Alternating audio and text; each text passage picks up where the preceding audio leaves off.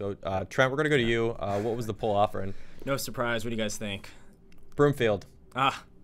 66% voted FM. 10% voted Sunset. Here we go. 16% of the votes. Keller High School. What do you guys think? We had them third. Snub. No, not a snub. But they should be number 2, and here's why. Cambria Clark. You may not know who she is, but you need to know. Texas MileSplit ranks her number 22 going into the cross-country season, which doesn't jump off the map. So why is Cambria Clark so important to the cross-country season? Because she's a transfer out of Smithson Valley. And that name may sound familiar. Former high school Devin Clark, who was a star at the national level in high school, now running well for Arkansas. But Cambria Clark has transferred to Keller. And last year, she was basically running on the same level as Keller's 3 and 4 runners. And Keller returned their entire NXN team. And now you're adding a runner that was right there with your 3 and 4 the entire season. All of a sudden, this team has a whole lot more depth and is a lot more dangerous than where they were. These are experienced athletes. And it's similar to what I just mentioned. I think last year they were NXN enjoying the experience. They didn't come into the season expecting to make it to nationals. It was their first time ever in school history. But now they're up there. Now they're nationally ranked. Now these girls have felt that experience. They've been there. They have some more racing under the belt. You bring in another talented, experienced athlete. Cambria Clark's also a junior, and she's been competing there through NXN regionals at the state meet down in Texas. So another really talented, gifted athlete. And that was the biggest weakness Keller had last year, is they didn't have that flexibility to compensate for someone having an off day. In an NXN, it's one of the hardest things any team can do is have 5 athletes who run the perfect race. Almost every time someone on your team isn't going to have the best race of their life. The conditions are so tough. It's after a long season. And so do you have the depth at your 6th or 7th runners to fill that in? And I don't think they had that last year. Not everyone on their team had their best races at NXN. But now this year, they already have better depth, and then you're adding an additional top 3, top 4 runner to this team. They are super dangerous. I think we get it. Yes. You're all for Keller. Let's go, Keller. You're all for Keller. Move on to number 2. Come on. I don't know. FM has the Patriots way, and I'll tell you why. They don't even release their schedule. I tried to get their schedule recently for the Flow 50 rankings. Yep. Nada. Not having it. You know why? Because they're pretty secretive. There's only one meet on it. That's why. Exactly. But they don't want to give away all their secrets. You know, they're very, I guess, and even exposure for FM, even sort of like the public promotion of their team and their ability to win. I think they're very, you know, humble in the way that they approach themselves. They, you know, respectively declined to do a Q&A with us because they just didn't really want to give a lot of like the hype involved with being the #1 team. Come on now. I can understand that a little bit. That's the way the Patriots operate. So I'm going to call them the Patriots of girls cross country. I think Gronk might disagree with you on that one. Hey, yeah. Travis. Hey, Yes. we got our buddy Brian at Nashville. He's on the Keller bandwagon as well. So he says, Keller, Texas forever. Hashtag. Brian Dybel? Let's go.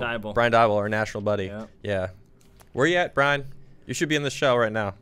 Yeah, you know, Texas Keller, you know, Joe Battaglia also chiming in, another employee here. Can a Texas or New Jersey team not choke at NXN and contend for the boys and girls titles? Coming in hot. Throwing some shade there on the Jersey and Texas squads. I mean, there have been Texas teams that have podiumed at nationals.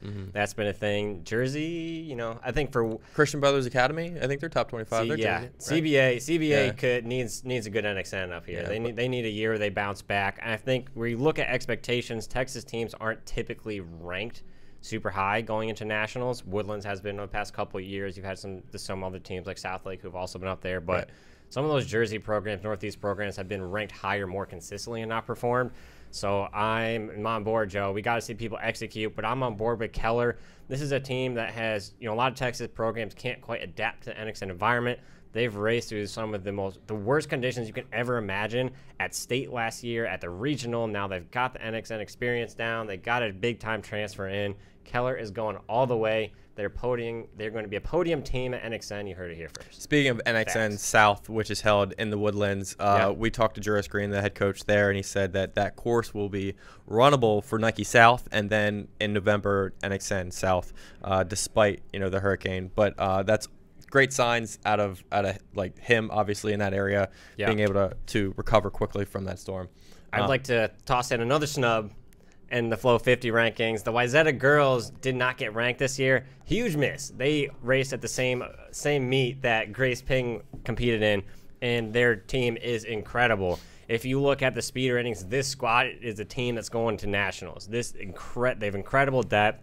Their top two had a phenomenal race, Emma Atkinson and Sazen Caroline. I probably said that wrong, but it doesn't matter because I'm giving them props. They had a phenomenal race. Wayzata, we're going to see them at GRIAC going head-to-head with Great Oak. Wayzata has been flying under the radar. That's over. You need to watch out for Wayzata. They're going to be coming in hot. Head-to-head with Great Oak, Edina, all those top programs. Mountain View up there out of Idaho. GRIAC is going to be a monster race. It's going to be live on FlowTrack again this year, so I can't wait to watch that live. It's going to be a huge matchup at the high school level. And additionally, Mountain View, Utah is another team we have to keep an eye on. They're also coming into the season unranked, but that could change. They've had some early races down in Utah. Their top three are insanely talented. They don't yet have the depth at the fifth runner, and that could hurt them at a Utah State meet because there's a lot of strong teams potentially getting to NXN. But if their fourth and fifth runners come along strong at the end of the season, their top three are phenomenal and easily NXN caliber athletes. Mountain View out of Utah could be pulling off an upset here out of some of those strong teams in the Southwest region, where we've kind of been looking at Colorado as a powerhouse this year to send a couple teams to NXN. Mountain View, Utah coming in. Watch out for them.